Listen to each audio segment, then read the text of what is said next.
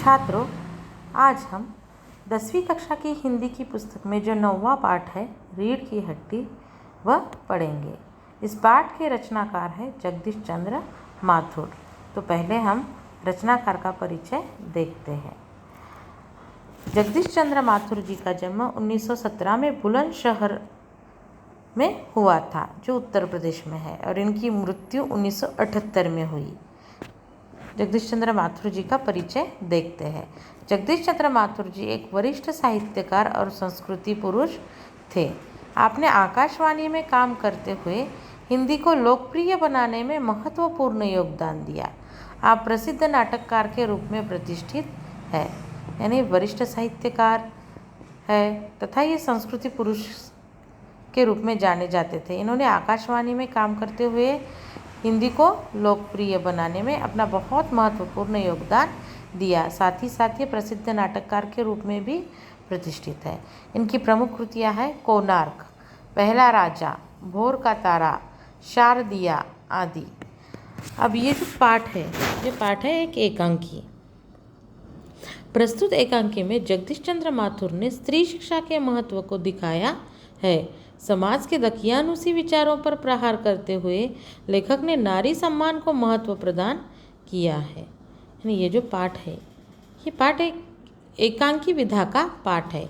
एकांकी यानी नाटक का एक प्रकार होता है। एक अंक वाला जो छोटी सी नाटिका होती है उसे एकांकी कहा जाता है। तो इस एकांकी में जगदीश चंद्र माथुर जी ने स्त्री शिक्षा का महत्व बताया है कि स्त्रियों का या लड़कियों का पढ़ना कितना महत्वपूर्ण होता है। साथ ही साथ समाज में जो विचारधारा है कि सिर्फ लड़कों को पढ़ाना चाहिए, लड़के कुल के दीपक होते हैं, या लड़कों को पढ़ाते हैं तो उसमें ही घर का फ़ायदा है, पर लड़की को पढ़ाकर कोई फ़ायदा नहीं है, या पराए घर ही लड़की जाने वाली होती है। इस तरह के जो दकियानुसी विचार फैले हुए हैं समाज में, तो इन पर प्रहार करते हुए लेखक ने नारी को सम्मान देना कितना महत्वपूर्ण है, यह इस एकांकी के ज़रिए क्या किया है, बताया है। तो हम ये एकांकी पढ़ते हैं।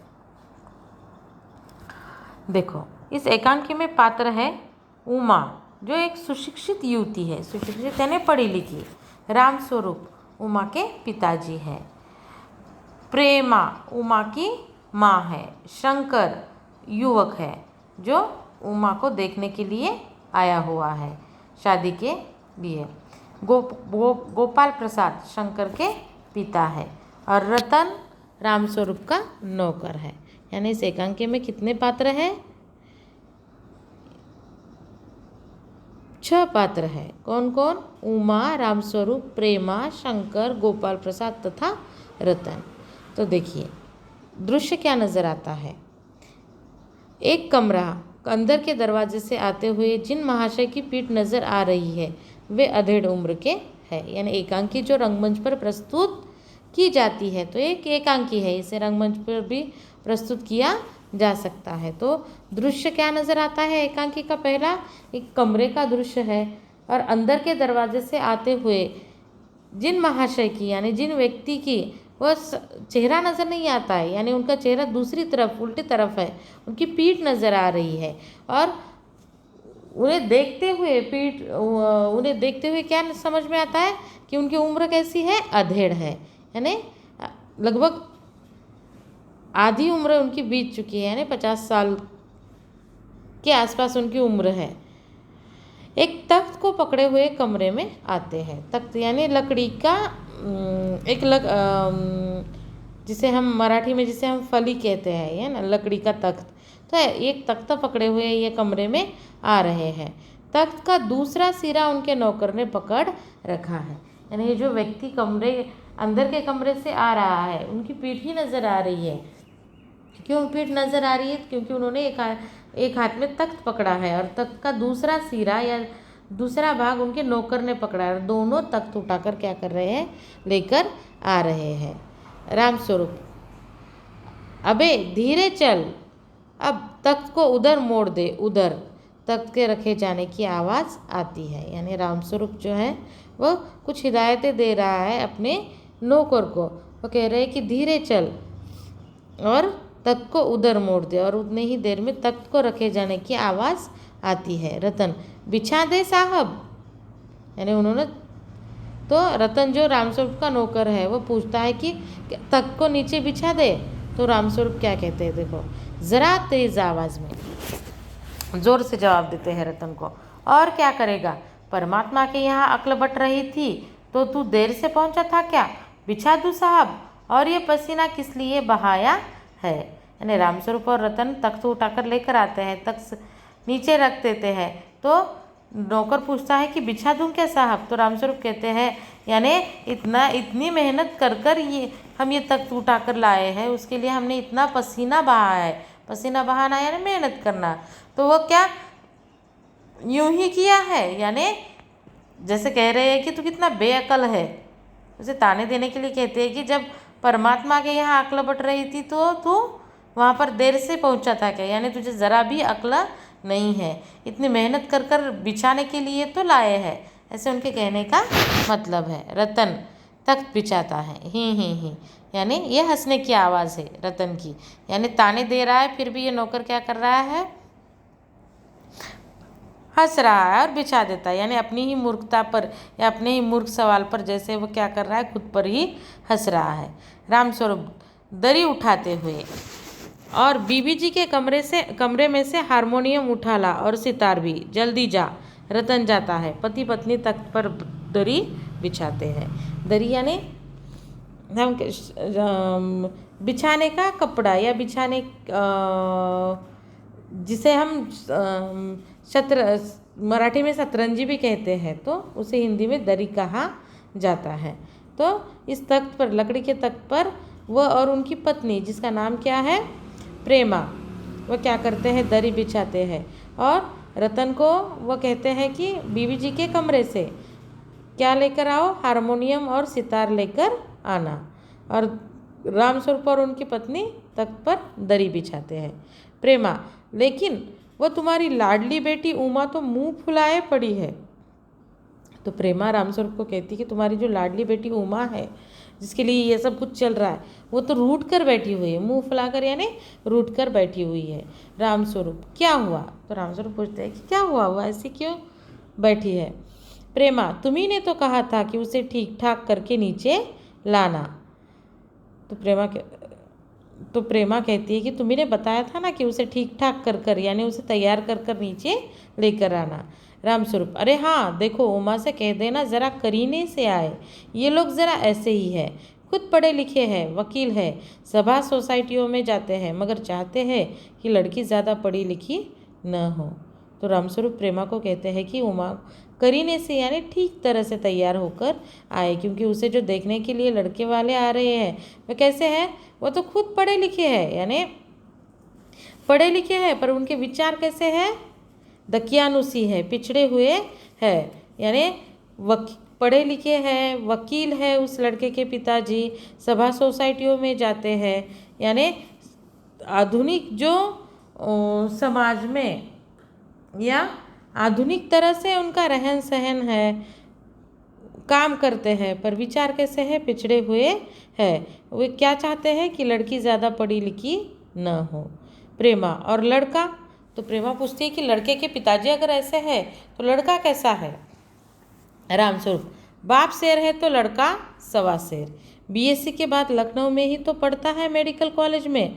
कहता है कि शादी का सवाल दूसरा है, पढ़ाई का दूसरा, क्या करूं, मजबूरी है।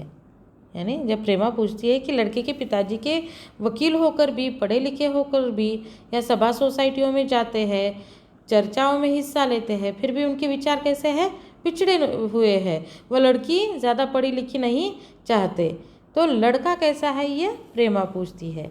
तो रामस्वरूप कहते हैं बाप शेर है तो लड़का सवा शेर है, यानी बाप के विचार दकियानुसी है तो उससे भी ज़्यादा दकियानुसी विचार किसके हैं, उसके बेटे के हैं या लड़के के हैं। यानी लड़के ने बीएससी की है और बीएससी के बाद लखनऊ में ही वो क्या कर रहा है, मेडिकल कॉलेज में पढ़ रहा है। वो क्या कहता है, यानी खुद पढ़ा लिखा है और आगे मेडिकल कॉलेज में पढ़ रहा है, पर वो क्या कहता है कि यानी चर्चाओं में बोलना अलग बात है और खुद के जीवन में जब शादी कर कर लड़की को घर लेकर आना है तो वो बात अलग होती है। यानी करनी और कथनी में क्या है, इन लोगों के फर्क है। समाज में दिखाते कुछ है, यानी समाज में दिखाने के लिए इनका रूप कुछ अलग है और असलियत में इनका रूप क्या है, वो कुछ अलग है। यानी होते हैं ना हाथी के दांत जैसे दिखाने के अलग होते हैं और खाने के अलग होते हैं, ऐसे ही इन लोगों के भी है। यानी दिखाने का रूप समाज में अलग है कि पढ़े लिखे हैं, सुशिक्षित है, ऊंचे यानी नए विचार है, इस तरह का ये जो एक इनकी इमेज बनी हुई है समाज में। पर असलियत में या असल अपने जीवन में ये कैसा है, बहुत पिछड़े हुए विचारों के है ये। और यही बात रामस्वरूप प्रेमा को समझा रहे हैं कि लड़का खुद भी क्या कहता है कि शादी का सवाल दूसरा है। यानी खुद को अगर दूसरों की को शादी करने के लिए अगर सलाह देनी है तो दूसरों को सलाह देना अलग बात होती है कि पढ़ी लिखी लड़की करनी चाहिए ऐसे वैसे, पर खुद की शादी की बात आती है तो इसे ज़्यादा पढ़ी लिखी लड़की इसे भी नहीं चाहिए।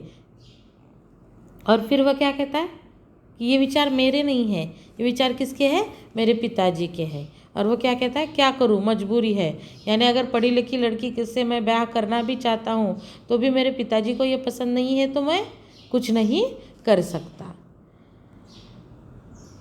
रतन, बाबूजी बाबूजी धीमी आवाज़ में। तो उतने ही देर में कौन आता है, रामस्वरूप का नौकर आता है जो हारमोनियम और सितार लाने के लिए गया था। रामस्वरूप दरवाजे से बाहर झांककर, अरे प्रेमा, वे आ भी गए, तुम उमा को समझा देना, थोड़ा सा गा देगी मेहमानों से। हाँ हाँ हाँ, आइए। गोपाल प्रसाद बैठते हैं। हाँ हाँ, मकान ढूंढने में कुछ तकलीफ तो नहीं हुई। यानी उतने में ही रतन कहता है, यानी रतन बता रहा है कि जो मेहमान आने वाले थे वह आ गए हैं। ये बताने के लिए वह धीरे आवाज़ में क्या करता है, रामस्वरूप को आवाज़ देता है। तो रामस्वरूप दरवाजे से बाहर जाकर देखते हैं तो मेहमान उन्हें नज़र आते, तो वह पत्नी को कहते हैं कि अरे प्रेमा, वह आ भी गए हैं और तुम उमा को समझा देना, थोड़ा सा गा देगी। यानी वो पत्नी को कह रहे हैं कि उमा को अच्छी तरह से समझाओ, अगर मेहमानों के सामने अगर थोड़ा सा गा देगी तो अच्छा होगा। और हंसकर मेहमानों का स्वागत करते हैं, आइए आइए। और उन्हें फिर पूछते हैं कि मकान ढूंढने में कुछ तकलीफ तो नहीं हुई। नहीं, जो औपचारिक सवाल किए जाते हैं या जो औपचारिक बातें की जाती है वो इनके बीच में हो रही है। गोपाल प्रसाद खंकार कर, नहीं, तांगे वाला जानता था, रास्ता मिलता कैसे नहीं। तो फिर गोपाल प्रसाद की आपको मकान ढूंढने में कुछ तकलीफ तो नहीं हुई, ये सवाल पूछने पर गोपाल प्रसाद कहता है कि तांगे वाला जानता था, यानी आपका घर तांगे वाला जानता था, तो फिर कैसे रास्ता नहीं मिलता।